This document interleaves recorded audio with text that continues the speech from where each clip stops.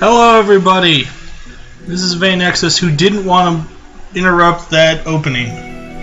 Now, this game is not something I'm actually going to play through. I'm going to do more of a review of it. And this is a review from somebody who played it way back in the day when it was on the Turbo Duo as a Super CD.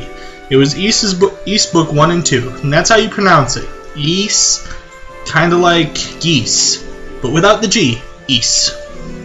Now, when I played it back on the Turbo Duo, it was great. It was fantastic. It was one of the first games that I played and actually beat by myself without having to watch my parents beat it first. So, we're going to talk about Eese, and I'm going to be running around, and I'm going to actually choose complete. It's only going to be on easy mode right now just because all I'm doing is running around. Now, Falcom doesn't exist anymore as far as I know. It's unfortunate. Now, this opening scene didn't used to exist here. There are a lot of new things when they remade it. And re-released it back in 2001, I believe, was when it came out again for PC as complete. I played Ancient East Vanished, which was books 1 and 2. Right now, this is book 1, and that came out, I think it was 1990, because I remember being about 5 or 6 when it came out. Probably 91. But about the same time around the time the Super Nintendo came out, the TurboGrafx-16 released its own CD-ROM set. And I had the TG-16. So, my parents got me the Turbo Duo. It's a great system, and I can't wait to get it back. Now, I apologize for that bright shine of flash of, oh my god, there was some nakedness there. But I'm hoping the bright flash outshook it. Now right now, what they're doing is they're telling you the story, but they don't have any of the voiceover like they had before.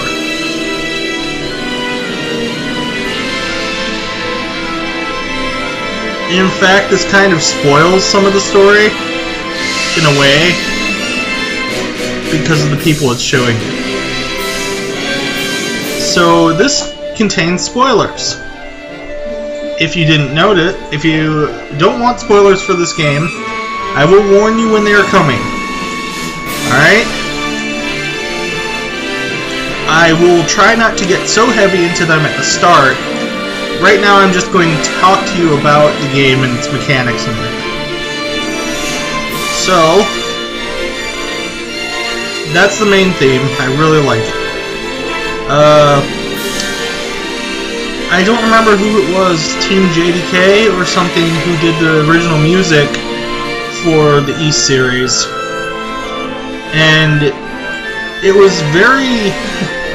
it was a very weird mix between an orchestral score and some...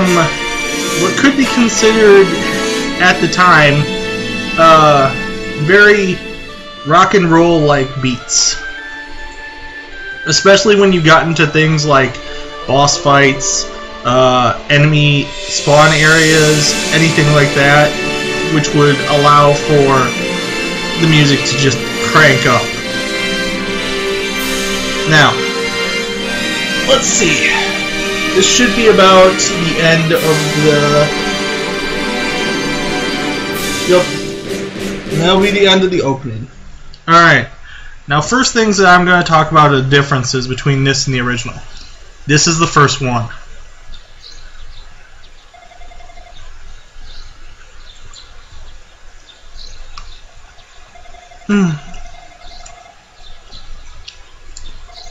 I'm done. Wait until he's done talking. Now that's Adol. Adol. Like a doll, but you say it a little faster. It's Adol. His full name is Adol Christian. He's pretty badass. And as you fight through the other all the games with him in it, which I believe there's 6 now. There's Eese Book 1, which is Ancient East Vanished, Omen, as it says up there. Eese Book 2, 3, Oath of Felgahana, or Wanders from East, depending on which version you played. 4 is Mask of the Sun. I forget what 5 is, and I remember 6 is the Ark of Napishtim.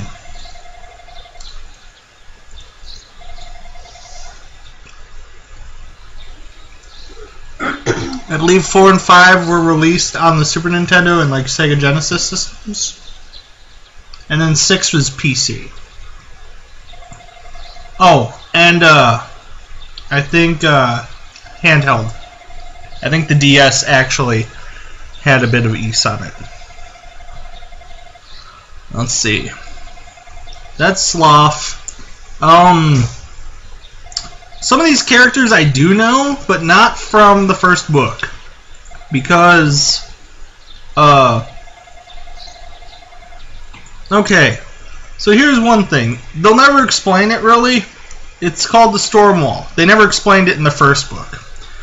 Now what it is a few months or years ago, I don't remember how long. They tell you at some point in time, but this giant wall that was basically nothing but black clouds popped up around the island you're on. You are not from this island. You came from somewhere else looking for adventure. And that wall is nothing but storm clouds. Lightning, rain, heavy waves. It destroys pretty much any ship that comes into contact with it. It scuttled your boat, but you somehow made it through.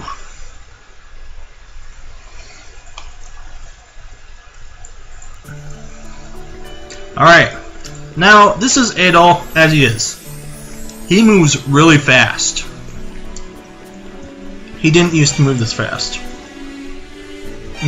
I'll leave that for now. This is what I'm used to. They'd have a picture of some people, and then type the text of what they're doing down there.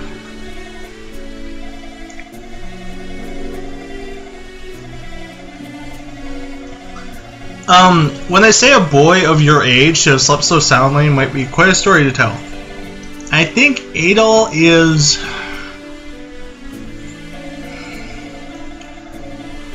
I think they upped his age to 16, but I believe he was 15 originally. He's quite the badass. Anyway, I missed an item in there, but I'm not playing the game to play it right now. I'm playing to show you. I'm going to show you a couple things. Alright, first off, I have no idea where this is. This is a totally weird place to me. This town, it didn't exist.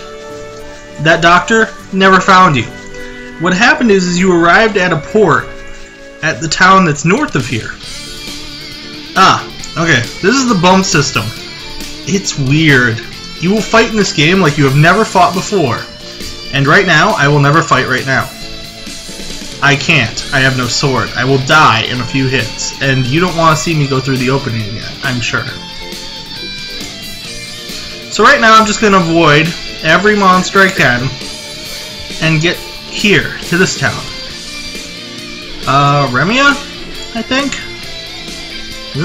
West Minia. Minia, yeah. Now you see the port was there, I guess, but, yeah, Minia. But, you never, it was part of Minia. You just went up from the port and you were, here. Like I said, the soundtrack shifts back and forth from orchestral to, you know, guitars and whatnot, heavy beats. This is the town of Manea. Not going to spend too much time, we're just going to go and talk to who we need to. Who is Sarah? Sarah is a great character. I like her. She meets you at the port in the original one that I played. This one, you walk into her area. You can already guess from what from the outline of everything around here what she does. She's a fortune teller. Yes. The continent we're on is called Asteria. Alright? And we did.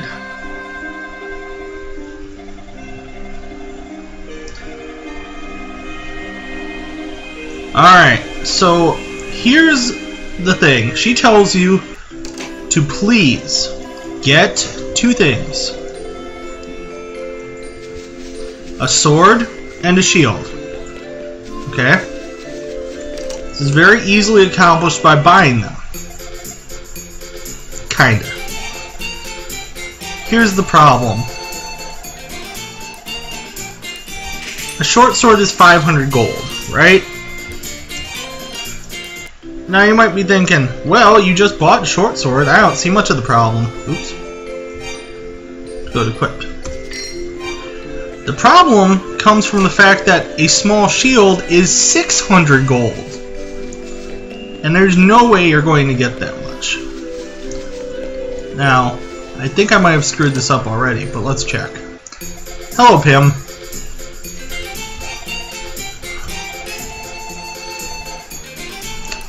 Yup, that's it. You see, what you're supposed to do here is you're supposed to not actually go to the weapon shop. You go to Pim, you buy that sapphire ring. There's a man in the bar who threw it away, and he's been looking for it to propose to his girlfriend. You give it to him, and he gives you 1,200 for it. But it's not a big deal. We're just going to bump our way to victory. Here's how you fight. Weird, huh? In order to beat any enemy, you gotta run into them. Usually multiple times. And if they run into you, it hurts. A lot.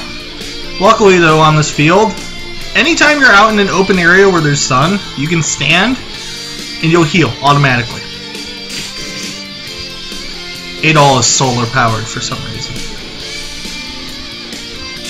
Anyway. So what Sarah's going to do is she's going to tell us about how she foretold about us coming here and that we are the only thing that can save Asteria. Which is great news, but a lot to pile on us right now at the exact start of the game. The point of the first game is to collect the books of Eese. There are 6 in total. Which you might think means, oh god, 6 bosses. Well, you'd be right. Oh, 700. Yeah. You're a douche. I have to kill 10 more enemies.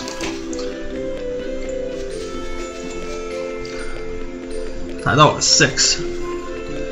Anyway, it is 6 bosses. Kinda. In reality, the bosses you have to fight are... Let's see... The first boss is a giant centipede, which I don't think I'm going to be able to show you because I'm going to be done talking about this by the time that it comes to whenever I actually get to him.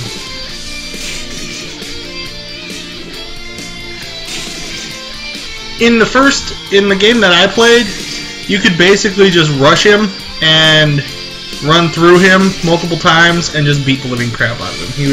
If you were a high enough level, you won. Eese was designed a certain way. The way it was designed is that if you were to go through the whole game and kill every enemy on the screen once, okay? This is once, okay? And that also includes going back through areas.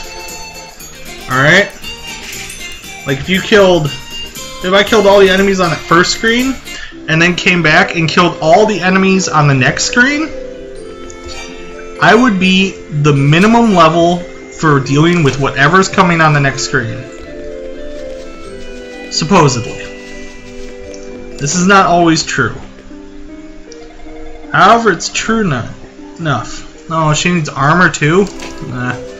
If she wants armor, that's going to be a little harder. Let's see how much armor costs. I thought she just wanted a sword and shield. That's what she wanted before, at least. Chainmail! 400. Okay. We'll do that. Anyway, you defeat him and you find one of the 6 tomes of Eese. After you've found most of the tomes, either that were given to you or that you just happened to find from bosses, you would be allowed to enter the next book. Of course, this involves you defeating the last boss of this game, who, by far, is the easiest boss in this game. Now, this may be because you're either the highest level you can get, maybe because you've already gotten used to the bump system. Bump, bump, bump. Which does take some getting used to, I'll admit. It takes some use getting, the getting used to it is to know what lane you're on, which little pixel you're running on, so that you aren't running face first into the enemy where they hit you at the same time. It's even a little harder on this one because since you got the diagonal angle, which I'll show you in a second, that usually works out against all enemies, but it's risky. It's much easier to pretend like you can't go diagonal and just run straight on at them. No enemy in the game. Yeah, no enemy in the game has a ranged attack. You are never in danger of being pinged before you get there, so you might as well just take it as it is and run at them.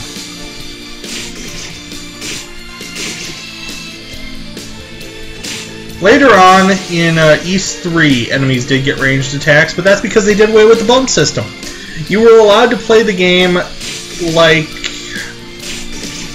If anybody's played it, Legend of Zelda 2 Link's Awakening is basically how you're allowed to play the game in East 3. In Wanders from East, at least. In the new versions, it's a little different. As you can see, I leveled up. I'm now 35 hits maximum. The maximum amount of hit points you can have is 255. And I think the max level was 25 in the old game. They changed it. For this game, the max level is, I think, 10. And your max hit points go to 255 at 10. Okay? Defeating the last boss of this game before usually took about 160 hit points. And you were able to do pretty decently against him and you could beat him. And it would instantly warp you to the next game afterwards anyway, so that's what happened. Now, let's see. I want to at least get to one boss fight to show you guys, okay? And then I might do a little special encore presentation to show you guys what the last boss looks like. And to show you that he is actually quite easy to beat. A lot of people have trouble with him. Don't get it. Yeah, I'm actually very familiar with them. I will seek out the books.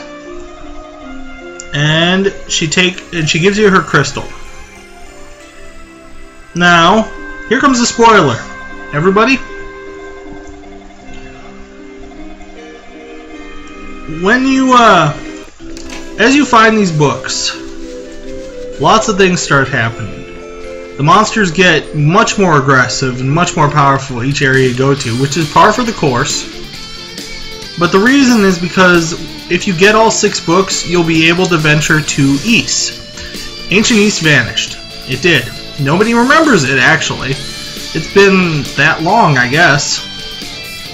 So I have no, like I said, I have no idea how long it's actually been time-wise since Eese vanished. I used to remember to know. I think in the second book, people tell you, but in the first one, nobody remembers the damn thing. Anyway, spoilers incoming. Eese is right above us right now. It's in the sky. In fact, it's in the sky directly above that giant tower that you saw in the opening. Now, wow. I got here really fast and I probably shouldn't have. Give me a sec. As you can see, you can kind of rush the game. You shouldn't. It will cause you many problems in the long run. In fact, over-leveling is highly advised by me. The hardest bosses are... well, let's see. The boss of the mines is very hard. They made him a little easier here. And the way they made him easier is he has a tell now. Now, I'm sure that you guys have fought bosses. In fact, you've seen me fight a boss. Very much like him, if you think about it. It's the, think about it like combined the brick pile from Our Darker Purpose with Dr. Bloodfather, and you'll have him. I forget his name because everybody's got a name, but they never ever bothered to tell you it. None of the boss monsters ever like have an announcement. There's never a there's never a big splash screen with their name up there and lights and everything. So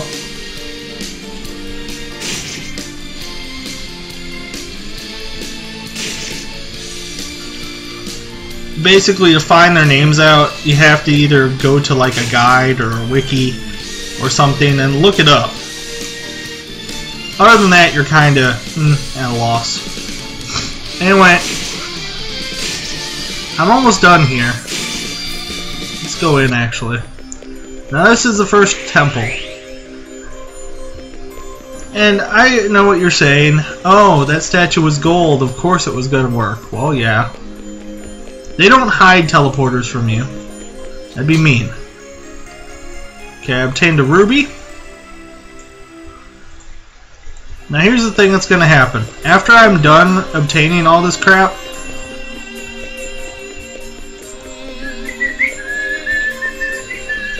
I'm going to run away. See that door? Whenever you see that symbol on a door, it means boss ahead. Watch out.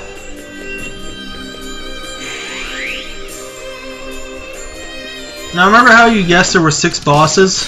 Well, there are 6 main bosses. But there are very mini bosses too. I suppose you couldn't call them mini at all, but I do because they're bosses that don't really matter that much. They're more like barriers to slow you down, as opposed to things to move the story along. This is the first one. He's a dick.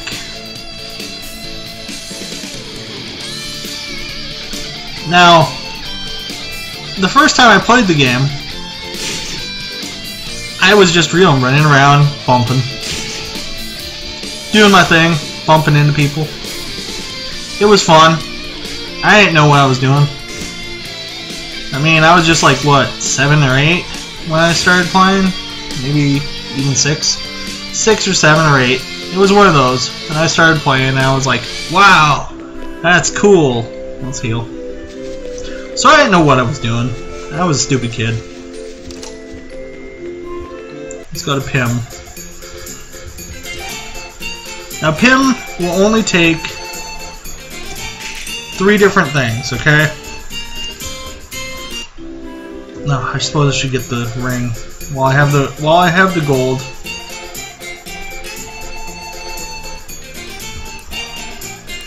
I'll get the sapphire ring. Because I'll give it back to the guy who lost it. I'll be a good guy. Yeah, the grown-ups won't let you outside. Alright. Here we go. And it's this guy with the eye patch.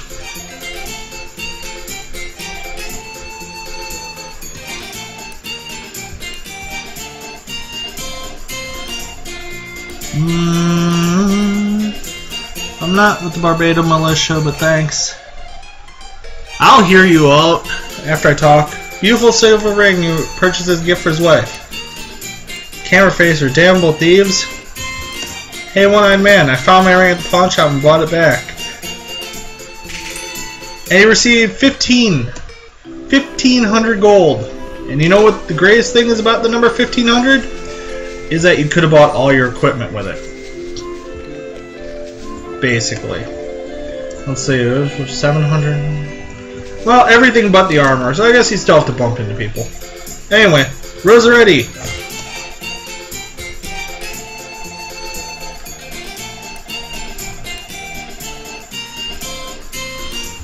Fine, I'll buy a longsword. 2,000 gold, thanks. Now you might wonder why I didn't buy armor. It's because it doesn't matter. Look, I haven't even had my armor equipped. Anyway, weapons trump armor in this game. They always will and always have. Because if you're good enough, you shouldn't be getting hit that much. Let's see, I bet you I can take you guys on straight now, right? Yep, see? One. High enough of a level, and with enough weaponry that I can just take them out. So, there are... let's see. A couple differences right off the bat is this multi-screen thing. It used to be just one big screen. Also, the mine isn't over here, it's on the other side of the map. There are quite a few different things.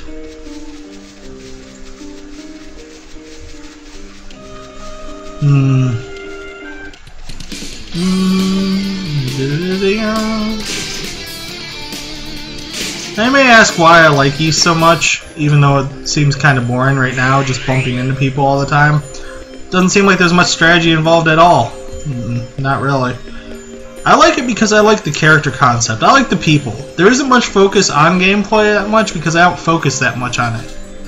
The keyhole seems to spiral in the door. The dread spill. Sense the dread spill from the other side.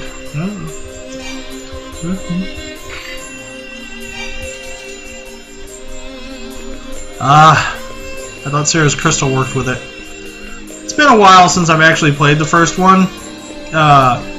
I beat it a long time ago, and then I beat this version of it almost a month ago. Let's see. She told us to talk to her mom in Zepik Village. Jebba lives here. There she is.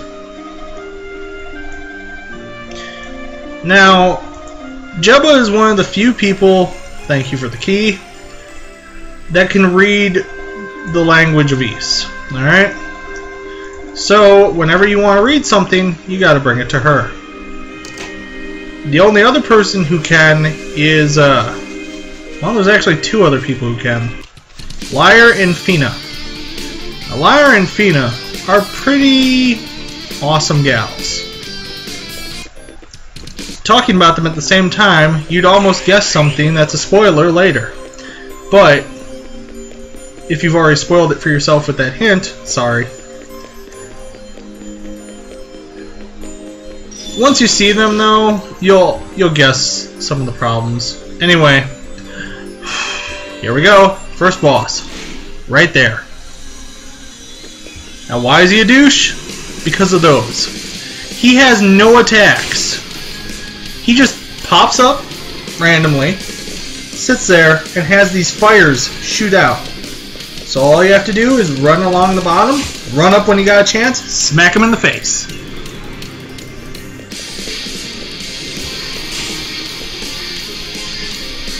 Now you might look at this and say, oh, that's pretty easy.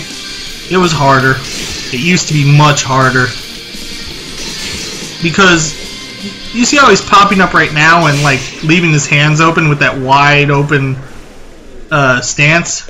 It used to be just teleport, disappear. And then teleport, disappear. Teleport, disappear. And he could also appear at different heights. So he could appear like way over here where you have to run up to him. It was annoying. Anyway, into the shrine we go. You'll notice that in here, since there's no sunlight, I don't heal.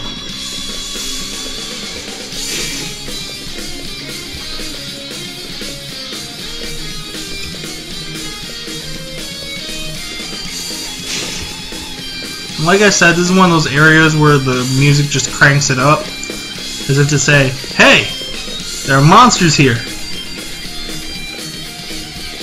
Let's see. Once again, this area used to be one huge area, but it was split.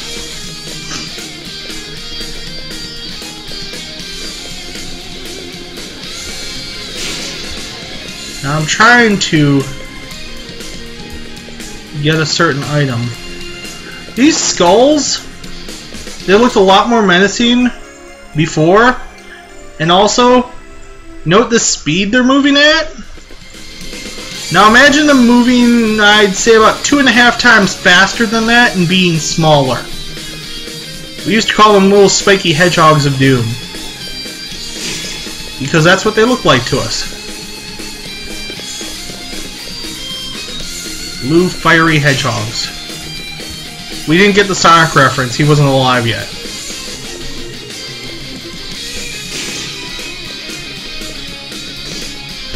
Douche. Anyway, this is Fina. And the other one was a trap. Hi, Fina. One thing I don't like they did in Eese Chronicles, in this version, no voice acting. Everybody had a voice before, except yourself, because you're a silent protagonist. Alright.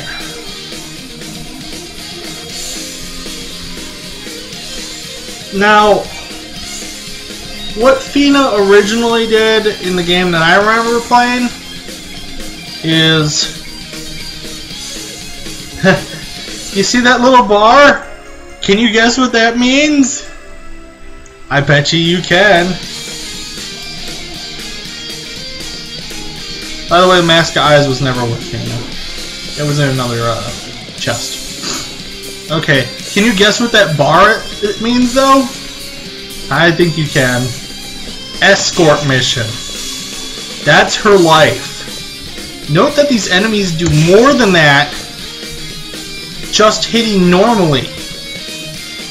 And that's me, wearing armor. She wouldn't survive. She would take one shot. Now, what Fina said in the other version was, go ahead and leave me. I'll be able to get out of here by myself. Which I always thought was weird because I thought, no, she won't be able to. But she manages to. She gets out by herself just fine. Now we have an escort mission. It's painful. She also gets stuck on doors. One thing. Technically, I don't think I actually have to wait for her. It's not like if I get too far, she gets recaptured. She just warps with me. Watch, she'll be right next to me. What? The last time I did that, she warped right next to me. You're telling me that she is going to get lost unless I wait for her? Oh my god, she walks so slow. Fina, I'm over here. Like I said, she has a hard time with doors. See, this is why people hate escort missions, everybody.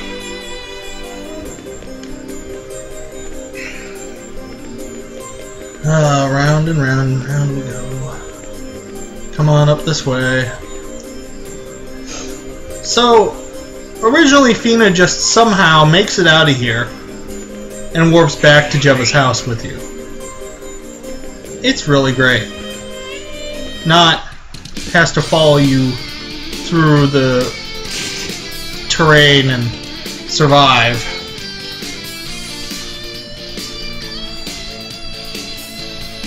I hope that when I play number 2 I don't have any problems like that.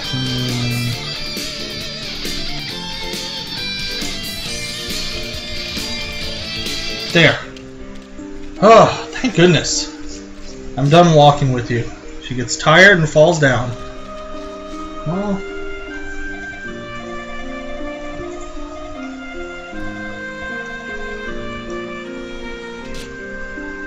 And she passes out. So take her to Jebba's house.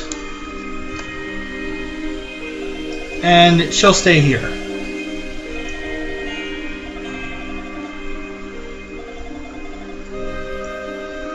Alright. I'm about to get knee-deep into spoilers here, so if you don't want any more, you're going to have to not listen. You saw Fina already, if you didn't already figure out what just happened. She was in the opening movie. Fina is actually one of the goddesses of Eese. Lyre is her sister, also a goddess of Eese. Lyre spends her time in Minea being a bard. She has a silver harmonica. It's her favorite thing in the world. It's her treasure. The only thing she remembers from her past life. So, these two don't remember their goddesses. They have no recollection of anything about their previous lives. This is because all the people who used to worship them are gone. They lost all their power. Every time that you get one of the books, they start remembering things more and more. Because rereading about Eese rereads about them, which puts faith back into them. Sure, people talk about the goddesses, but it's not like... It's not in the metaphysical sense of God, where he exists, but you don't know that he exists. No, they exist as living beings. They need everything like normal beings do, but they feed on, like, belief and faith and stuff like that. Anyway, where is my... There we go.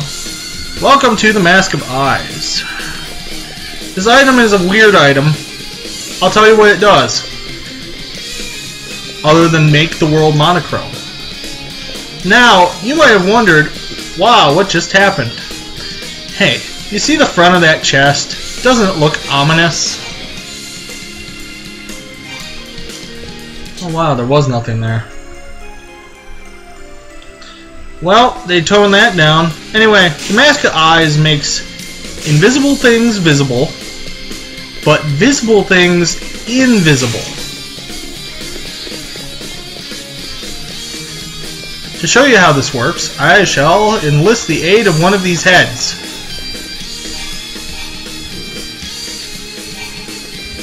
See? He's gone. He's back.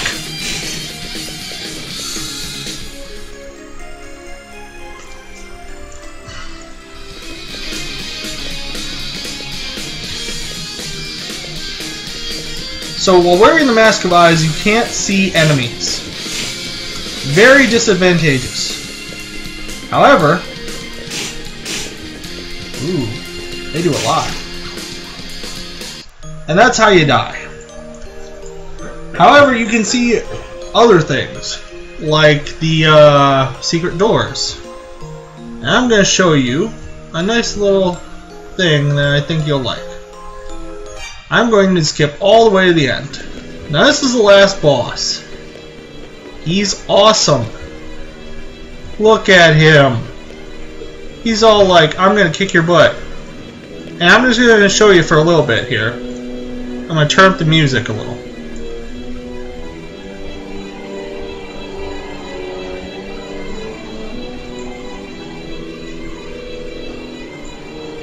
I love Dark Fact's theme. It is a great theme. Now I'm going to show you another thing now.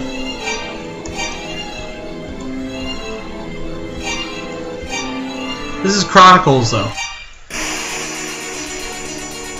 This is the PC version, the PC-88.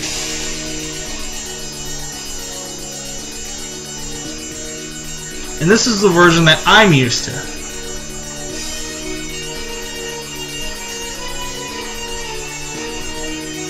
I'll turn it back to Chronicles for you guys though. Now, I said one thing was that I missed the voice acting. I miss Dark Fact's voice acting most of all. He was such a bastard. Anyway, let's go talk to him. Hi, Dark Fact.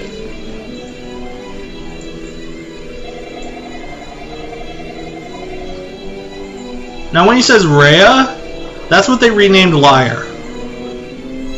Sorry. I salute you. You too, sir.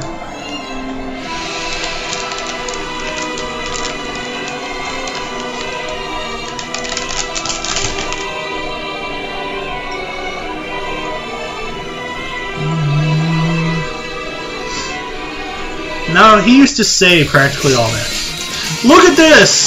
See all this fire? I bet all you people try to dodge it. Why? Just focus on him. Just always keep moving, and every time he comes by, smack, smack, smack, smack, smack, smack, smack. How is he the hardest boss you people have ever faced? Ugh. Anyway, if I check his cloak, I will find the last book of Eese. I'm not going to check his cloak, but I'll show you guys all the books. Now, it doesn't tell you, which I think is stupid, what their names are. This is the monocle. There's Haddle, Tova, Davy, Mesa, Gemma, and Fact. Now, those were the names of those who wrote the books, the 6 high priests of Eese. Fact is actually Dark Fact. We just beat one of the priests. Oops. But he was evil, so it doesn't matter. Reading this book ends the game and sends you to the land of Eese for the second book, where you have to go and fight to reclaim the land that is currently floating above us from the great evil power known as Darm, for whom this tower is named after. Now,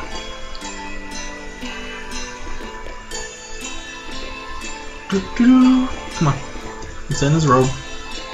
I know it's there. Come on. What do I have to do? Oh, it's on that side. So now, nothing's going to happen right now unless I read that book.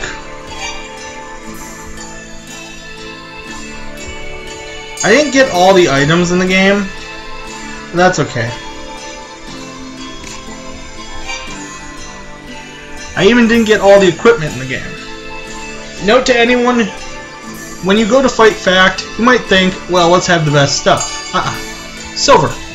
Only silver hurts him. That's it.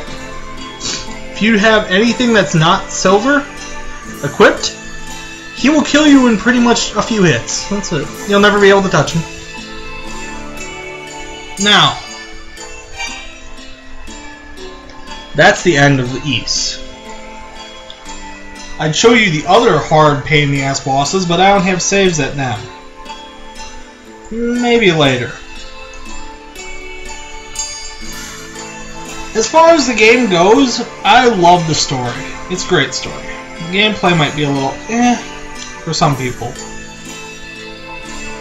But as far as I'm concerned, it's a classic. But that's my nostalgia talking.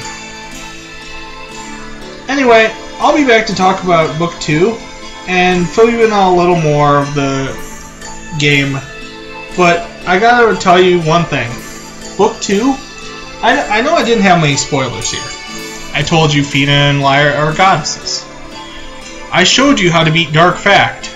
You run around like a madman and he dies. Where is this lost on you? Maybe you're playing on Nightmare. I have heard on Nightmare he does different things, and maybe it's a little harder. So I'll grant you that.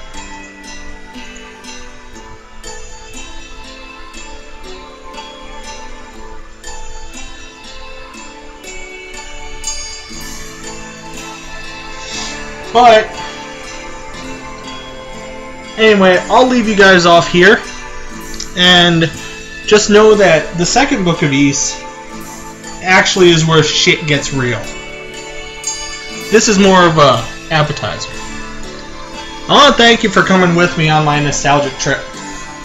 And we'll be back with more old school games next time. Bye-bye.